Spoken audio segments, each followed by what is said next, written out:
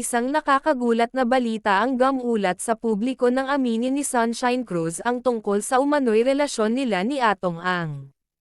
Ang pahayag na ito ay nagdulot ng malaking kontrobersya at usap-usapan sa iba't ibang plataporma ng social media. Hindi naging maganda ang reaksyon ni Gretchen Barreto sa balitang ito, na agad na naglabas ng kanyang saloobin sa publiko.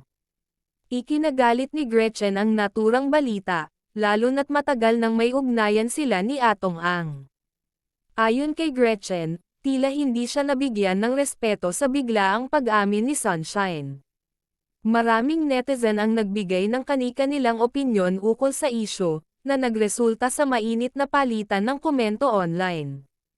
Samantala, nanatiling tikom ang bibig ni Atong Ang tungkol sa isyu na nagdulot ng pagkalito sa publiko.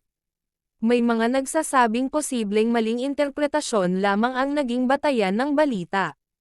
Gayunpaman, maraming tagahanga ang noindang sa revelasyon ni Sunshine at sa naging reaksyon ni Gretchen. Patuloy pa rin ang kontrobersya habang hinihintay ng publiko ang karagdagang detalye tungkol sa nasabing usapin.